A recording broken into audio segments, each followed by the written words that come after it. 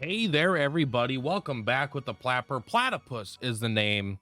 Welcome back to another Octopath Traveler 2 video. My cat is climbing behind my head, being crazy. That's how we're doing it. A couple things. First, I want to thank you for all the support on my Hikaru video that I did yesterday. Really appreciate it. Also, thank you for no one making fun of my hair yesterday. It looked terrible.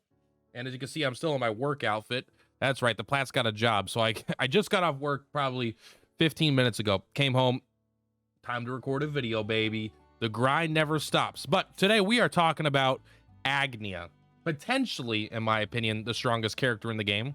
Maybe Casty's going to take that spot. I don't know. I still got to do experiments. I haven't played with all the characters a ton.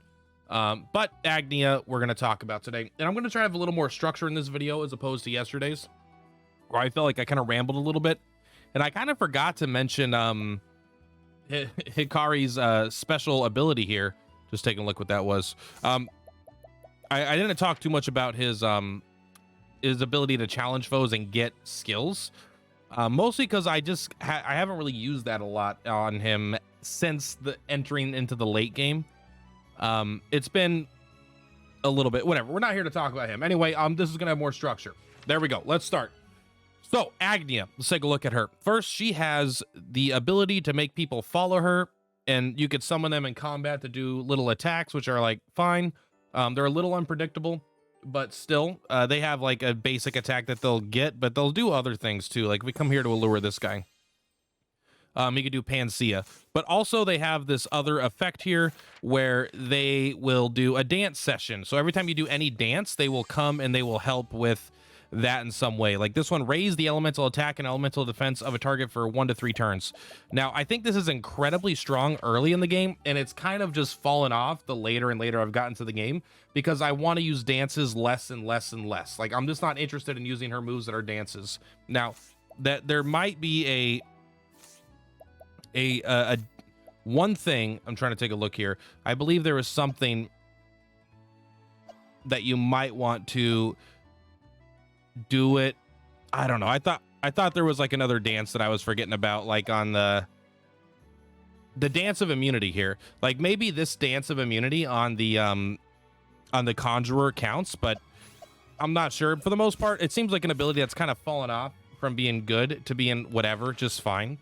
However, this latent power, oh my god, this latent power is insane. Probably the best latent power in the game, just straight up. It gives you, can you guys not hear the game? You can. Spread the effects of a single target skill to all. So it doesn't affect divine skills or skills that only affect the user. So there are very serious limitations on this, but the abilities it works for is so good. So this is very interesting because it gives Agnea the ability to go every single class in the game and be very good at that. Now, I think there are some classes that are better suited for using this latent power, but honestly, you slap any class on Agnea, she's going to be fantastic because of this latent power. It's really, really that good. We'll give you some examples of it as we're going through the classes. But first, before we jump into all the classes or all the jobs, I'm sorry, let's go into her base job here, the Dancer. So, Agnea, the Dancer, is kind of bad. I think it might be the worst class in the game. Thief might be. They're kind of both down there, but this is just something that gets a little bit worse, I feel like, as you go on. Like Cassie just kind of does everything the Dancer does, but better. So it's not like it's fine, but it's not like amazing, I suppose.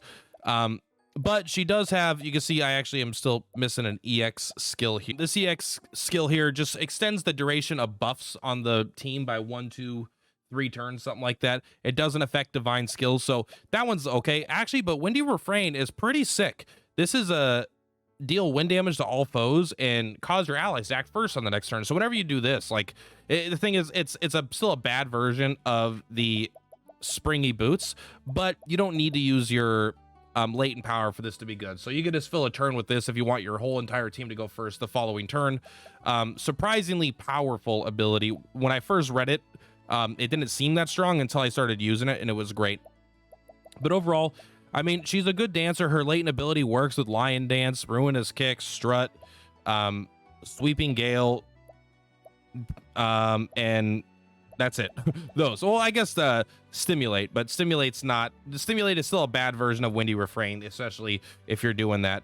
But she does have the really cool dance ability, bewildering grace, where this sometimes you just get like times 20, times 50 EXP or JP, but sometimes you lose all your SP, sometimes you deal damage to your own team, sometimes you instantly kill the enemy. It just like, who knows what's going on.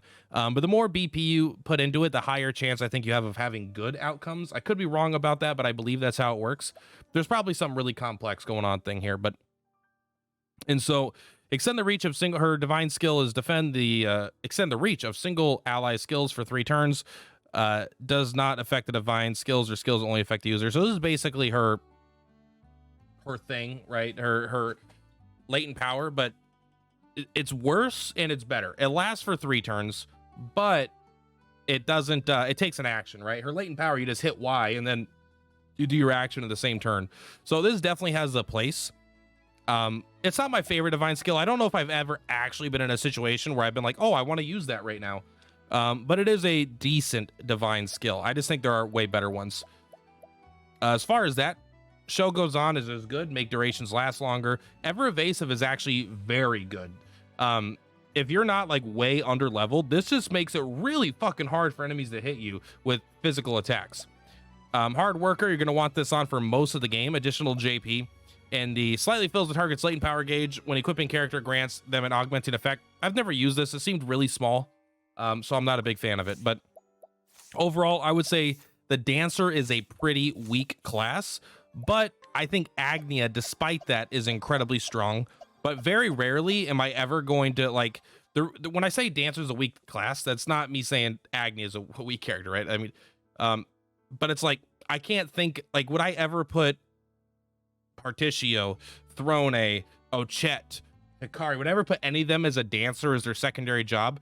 Probably not, if I'm being honest. I can't think of a situation where I would want any of them to be a dancer as their second job. It's more like you accept that she's a dancer and it's okay to have a dancer, but it's mostly, I feel like you're using her secondary job. At least that's the way I've played. Maybe I'm undervaluing the dancer. I understand dagger dance is an AoE attack that then triggers the dance partner. The dance partners have really fallen off, in my opinion. They're not like insanely good. They're fine. And it's not like anything's weak. It just, I feel like there's better stuff you could be doing. Like if everything is strong, there's still stronger things, you know, like there's still a scale, even if it's all strong. But let's go over the classes. I don't know. You guys let me know if you want me to go over each and every class or job in the game, or if you want me to stick to the ones that I think she's good at, characters are good at. This character will be the exception, I think, because they're just good at every single thing in the game because of that latent power. So we're going to go through all of them, but if you want me just to highlight the best ones, like the best 3, I could do that as well. But I'll go through probably all of them really quick and then highlight the best 3 afterwards. So Merchant is a reasonable class for her to go. This is all going to be in the perspective of her latent power for the most part. Like, because she's not really going to be dealing damage. You can have anyone deal damage, right? But she's not like exceptionally great at it. She does get the ability to, if you want to go damage, to, you know, use single target powerful attacks to hit AoE. But is that like insanely good? There's not a lot of bosses that are lots of enemies. Most bosses are like 1 enemy, and so the ability to go AoE on a boss is not usually very important. So it's usually like a farming thing. But when we're looking at Merchant, right, we're looking at Arrow of Fortune, very good. This just lets you clear out early on, get a bunch of extra JP. I think that this is not super necessary. JP becomes pretty irrelevant early on. Being able to use a fire attack to everyone, being able to use a collect on everyone is actually kind of nice for being able to just get a bunch of money. Now, you cannot do the divine skill, and I don't actually think it works with hired help now that I'm thinking about it. Hired help might already target everything. Am I crazy? Hired help already targets everything, I'm pretty sure. Dodge 1 physical attack doesn't work with this, doesn't work with donate BP. So you're really looking at Arrow of Fortune, Collect, and Ember. And so Arrow of Fortune is pretty good for early game grinding. I had her Merchant for a long time, but I ended up moving her out of it because it's not like that powerful. It's not something you do in boss fights. It's mostly you have that for when you're just trying to get a bunch of JP in the early game.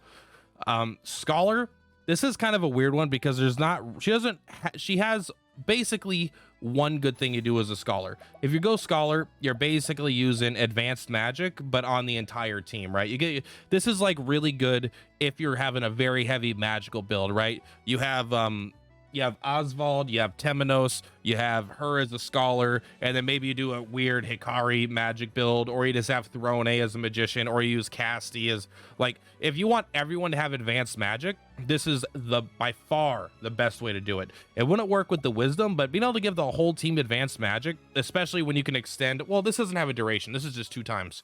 This is very, very powerful, but it's a niche kind of build that you would go with. But this is definitely something, if you're going super heavy on the magic, that this is you might want her just to be a scholar because of how powerful it would be to be able to advance magic the whole team very frequently, especially because Casti can then use a turn to like boost her latent gauge back up, right? And then you could just do it again and again and again. Very powerful.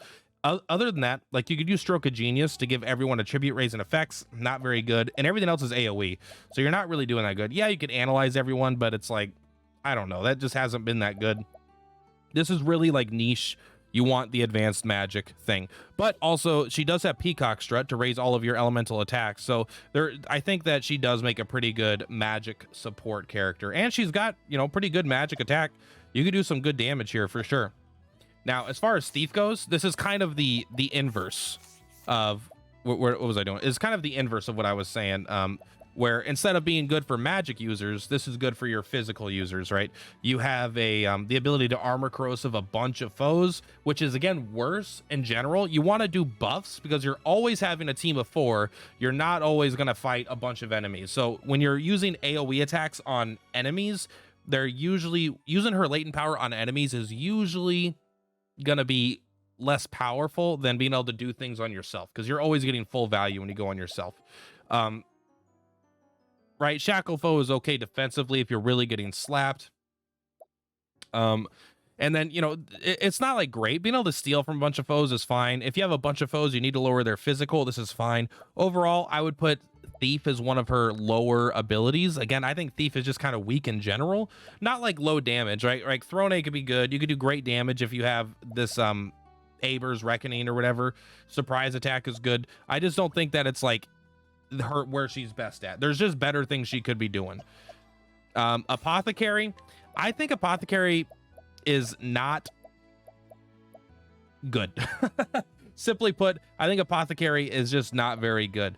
Yeah, you can grant all your allies immunity to status ailments, and this could be good. There's a real chance that this could be good, but I haven't had a situation where I felt like I really needed this kind of thing.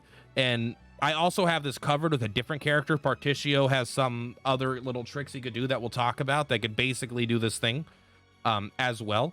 And other than that, like, yeah, Poison Axe is fine. Replenish Health is actually like decent, right? For 3 turns, you heal everyone's HP, but like, I think it's okay. I think this is actually okay. I'm looking at it. Having Rehabilitate, having Replenish Health are both fine.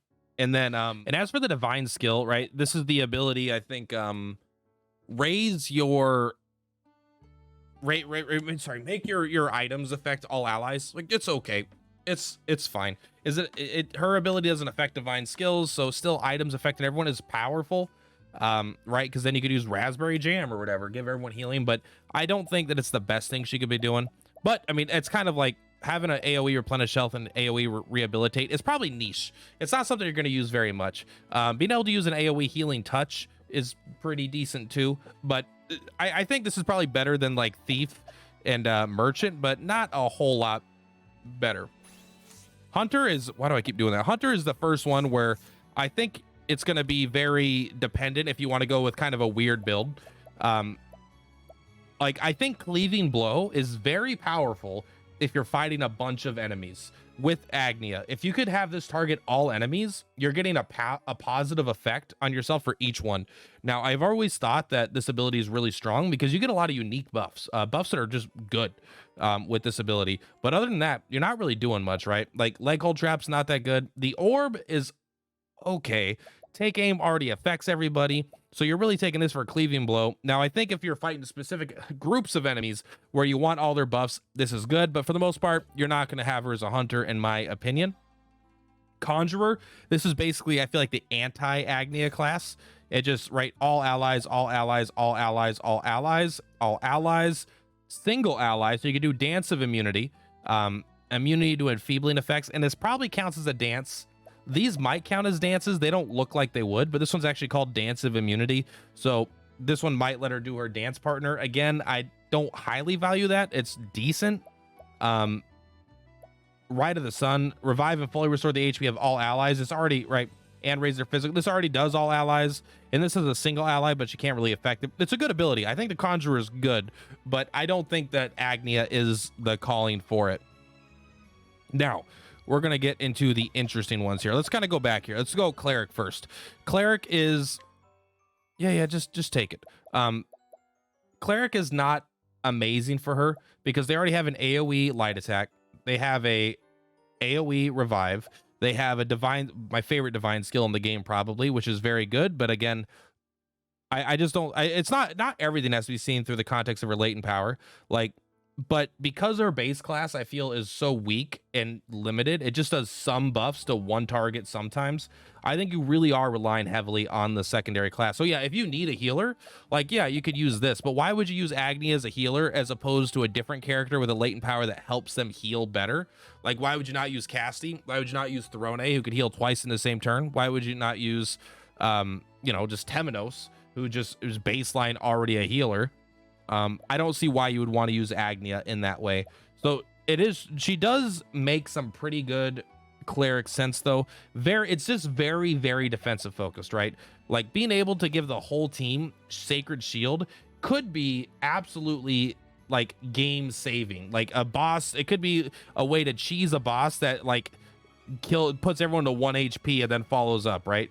Because if you can like reduce the damage by up to like 90% or whatever, suddenly that boss's mechanic is irrelevant. However, I have not seen a situation where I've ever wanted to use a Sacred Shield or a Prayer of Flame AoE wise.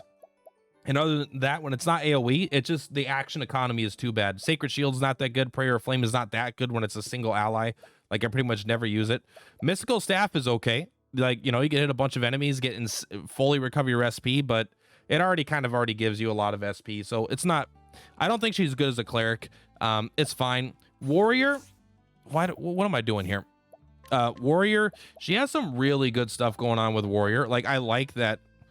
Oh, you know what? Actually, sorry, I'm getting her confused with the shaman-esque character, the Arcanist. She actually doesn't have that much you could do with this, right? You can't do an AoE to target random foes.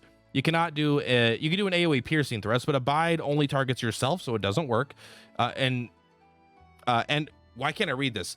Enervating Slash is fine, but again, you know how I feel about this in general. I think her latent power is too powerful to be having this as her character. Now, flavor-wise, it looks cool. Get out of here, kitty! Get out of here! He's being a crazy cat. Incite's not that good. Like, and if like Brandsway could target multiple foes, it would be good. But yeah, like these just are like, she can do things. It's fun and it's cool, but not very powerful. Now we're getting to the good stuff here. Now the final one I'm going to talk about for attack wise is Arms Master. Like, I think that she is insanely powerful as an Arms Master, but the issue is I think everyone is pretty much insanely strong as an Arms Master because it's just very good.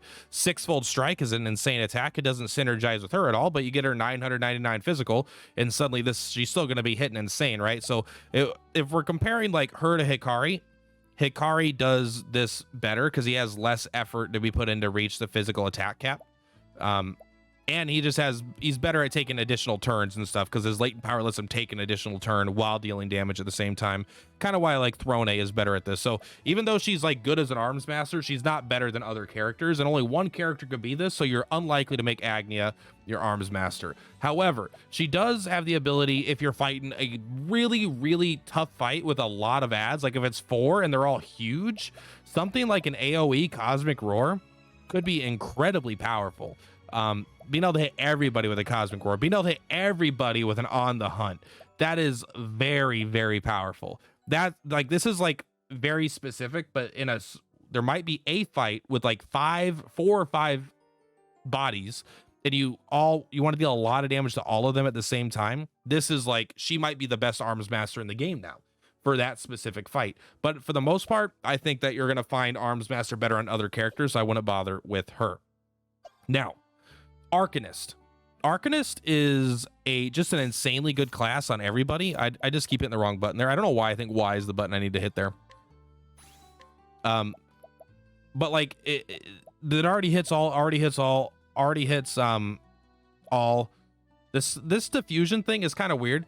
Extend the reach of skills that target the user to affect all allies for 3 turns. So this doesn't work with her latent ability, and it also doesn't work with itself, which is weird. It's the one ability that doesn't work with itself in that way. But like her latent ability doesn't allow this to target everybody. Otherwise, it would be even more broken. But still, it's good. But it doesn't hurt. She doesn't really synergize with it. But still, it could be really good. But here's the thing: if you have this on her, the only other thing that you have that targets only her is going to be the other things in this class, because she doesn't really have anything good as the dancer to do this. Not like a character like Particio, where the merchant has the ability to rest, and that will heal everybody, right? So she's not particularly synergistic with this. Change 1 attribute reducing effect on yourself to an attribute raising effect. So this doesn't synergize with her. It does synergize with Seal of Diffusion. Grant yourself, right? Grant a single ally. So you can, the reason that you go Arcanist with Agnea is if you want a reflective barrier. And again, just like the Arms Master, there are times in the game potentially where if you're going up against a foe that does tons of magic, that this could be the single best Arcanist in the game.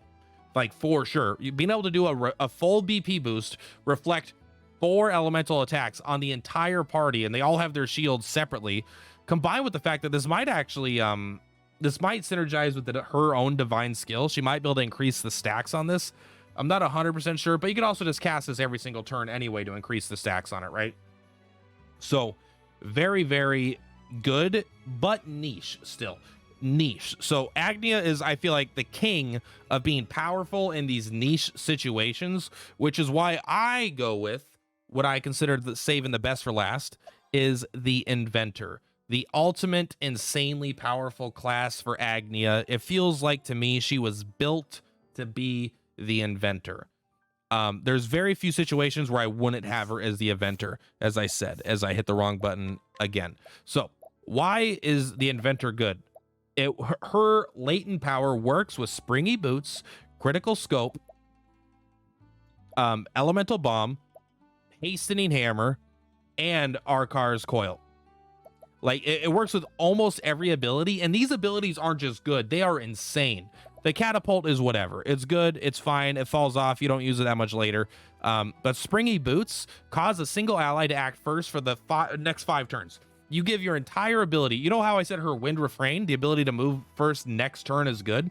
Now, if you use your latent power, for the next 5 turns, all your characters are guaranteed to go first, with the exception of like weird story things where a character does something in the beginning of a fight, or like a situation where you break a foe and then they're coming back. You can't outspeed a broken foe. They always have priority, when they're unbroken the following turn.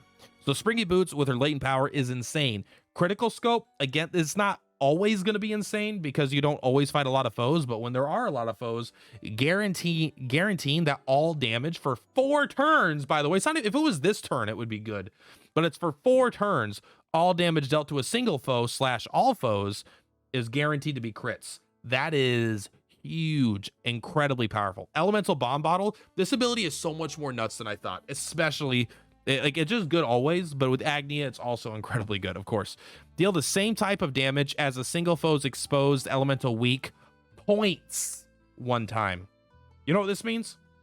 It means if you fully analyze a foe and they have fire weakness and ice weakness, it's going to hit their fire and their ice 1 time. If you fully boost this, it's going to hit their fire weakness 4 times, their ice weakness 4 times. You can get like 4, 8, 12 shield breaks from this one ability if they have several elemental weaknesses that you've analyzed. So absolutely broken ability for breaking shields in a hurry.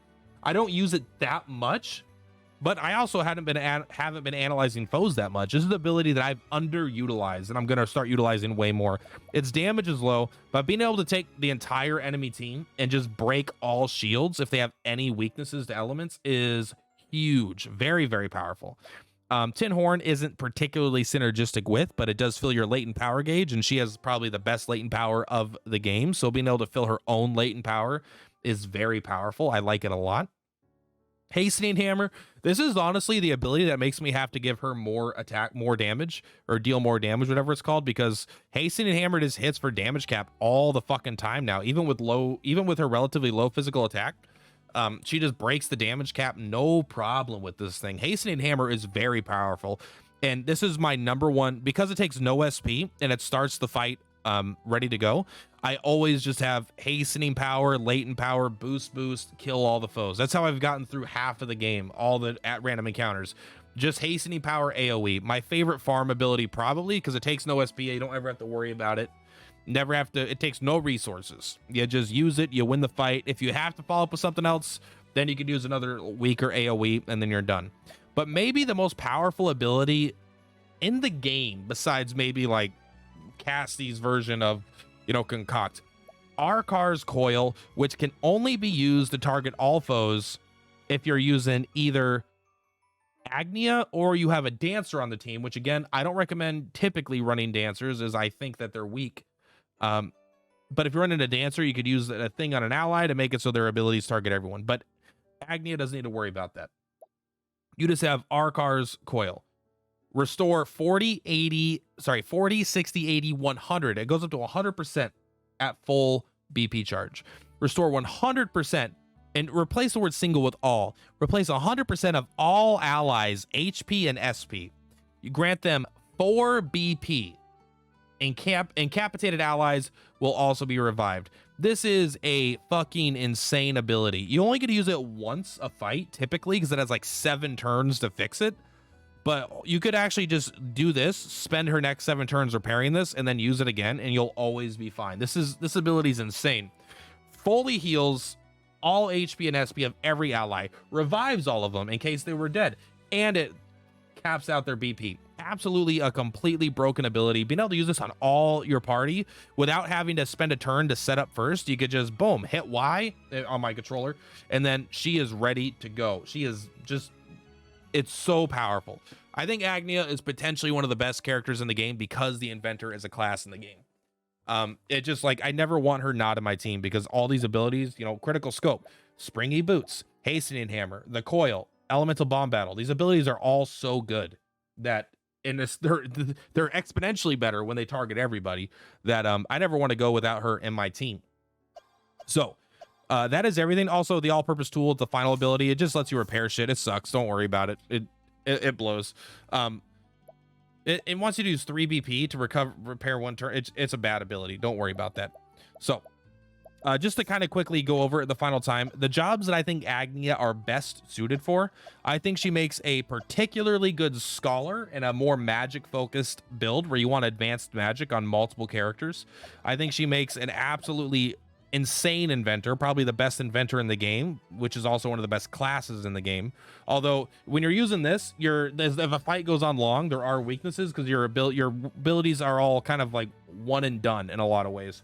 So you end up starting with things like this, using critical scope, using springy boots, then later in the fight using Arkar's coil, and in the meantime you're just kind of buffing people's stats. At least that's what I usually do. And then you might get in with a good hastening hammer once or twice, you know, well, probably once. All right.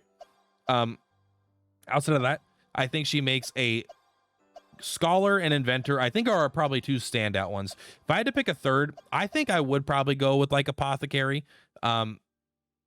I do like the ability to give everyone immunity to just status ailments in general, you know, all status elements. Yeah.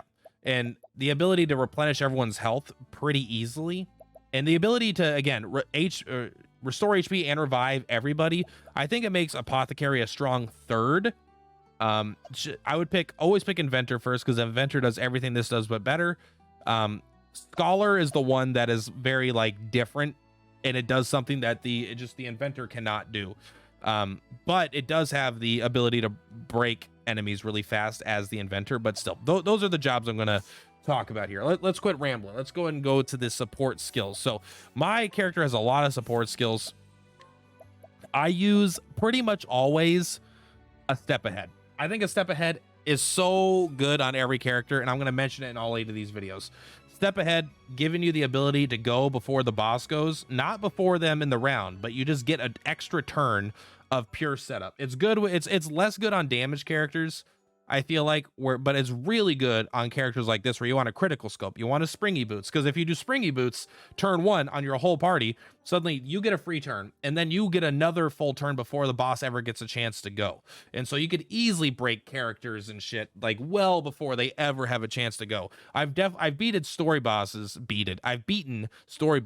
when they've had 0 actions. They get hit down to 1 HP, they get to come out of their, you know, being broken, and they're like, I'll never lose to you. They do 1 attack for 2 damage, and then I fucking smack them in the head with a cane. Funk, because this is just so insanely powerful to have step ahead. Fruits of Labor, this is an ability that I actually do think is pretty good. You know, it's giving me 80 physical defense and elemental defense. Not like broken, but I like it, you know. I guess that's all I could say about it.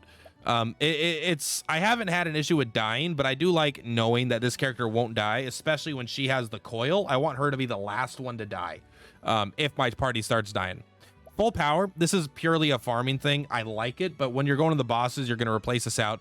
Boost start, getting 1 BP at the start of battle. This is way outclassed by having Cassie on your team, but if you don't have Cassie on your team, it's fine. The abilities that you're going to like, I think, are, you know, I like something like Fleetfoot. You want her to be going before characters most of the time, but she's not really a damage dealer in this sense. Let's take a look at what we got here. When using BP, Divine Wrath, you're probably not dying. Let's take a look here.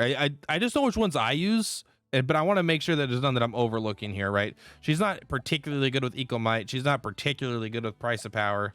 I don't really use her to deal damage. I just like her staying alive and using her really good support abilities as the but she does, you know what, I actually think she does need, as you get later in the game, I do think she needs deal more damage. I think I would get rid of full power for deal more damage in a heartbeat, no problem at all. Fruits of Labor, I'd probably get rid of most of the time, and then just run something like a maybe a Hang Tough, where she's guaranteed to not die on the first time she goes down to 1 HP, you know, because then if that's like a Mayday moment, then you could revive everyone to full HP. Show Goes On is honestly just good, right? Giving everyone all their augmenting effects an extra turn.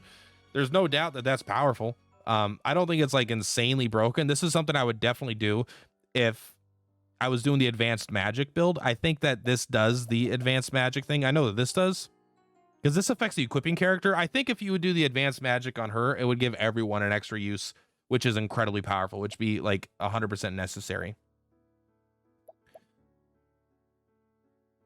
Slightly fills the target's latent power gauge. I mean, when it comes to latent power, I kind of just like her being just using items to fill it up. Honestly, it hasn't been that hard to use items.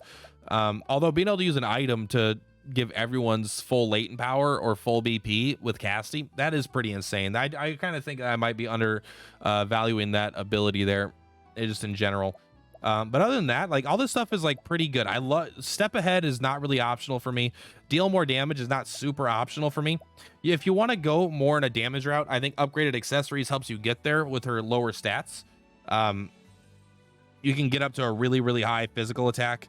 And then if you're using that, then maybe you do want to use of Equal Might. But for the most part, I think you just want to have her focus on the deal more damage. Kitty cat!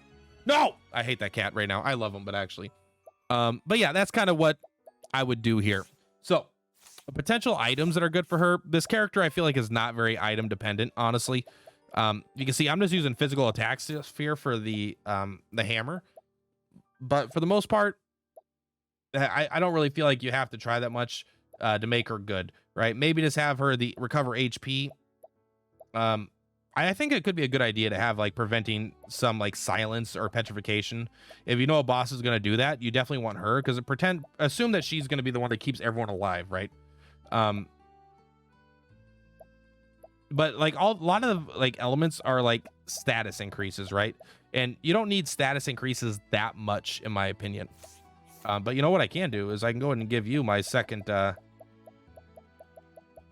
the champion's belt right here, right? There you go. Look at that. Even stronger than before. and then get rid of that makeshift axe. Go ahead and get the, so she's at 727 with that right there, which, so that's like pretty good. I bet she might even get higher as the inventor, but yeah, she's just not very, I haven't felt like her items matter that much. She deals damage sometimes, but it's just not, just keep her alive. But let's take a quick look. So what characters do I think she is going to be particularly good with? Now, I'm going to be a little biased here because of my teams. However, I think her ability to guarantee getting crits on the enemy, combined with just being able to, like, one second, sorry, let me go in here. I think her ability to guarantee getting crits. Why are you not an inventor right now? What are you doing? Get back to the only job that matters for you. Where's it at? There it is. Plus, she looks good in a top hat. Being able to make everyone go first, being able to guarantee critical hits. I just think she does good with the highest damage dealing character. I didn't really particularly care for her with Oswald, but again, I didn't go with the elemental build myself. So I really liked her with Hikari, who just smacks really hard. I really like her with Particio for sure. Particio just has the ability to give her BP, which is really nice, is being able to give her, I mean, again, everyone's good with Cassie, okay? I know Cassie's the best. I'll include her in every video. If you're not using Cassie and you want the strongest team, you should probably be using her, because she just does everything everyone else does, but better, besides maybe damage in some situations. But the concoctability is broken. So is her latent power, is very strong as well. But it's not, I guess, necessarily what character she works good, it's what classes she works good with. I think she works good with elemental users because of how good of a scholar she is. And if you're going more the inventor route, I think you want more physical characters, a Throne, a Hikari, or you're going to want more of an Oswald and a Temenos, and then Casty in there, of course. But yeah, this is going to be it for this video. These videos are getting longer. I'm going to try to, I guess, structure them to be a little bit shorter. I don't know. Hopefully you guys enjoy it. If you guys hate the video, let me know. If you love it, let me know. If I need to change the structure, it's just a little bit longer than I would like. But I'll figure that out. Anyway, much love, Purplatypus. I'll see you in the next one. You have a great day. If there's anything I'm completely wrong about, please let me know in the comments down below. I'll be sure to tell you why you're wrong and your mom. Either way, much love. See you guys next time.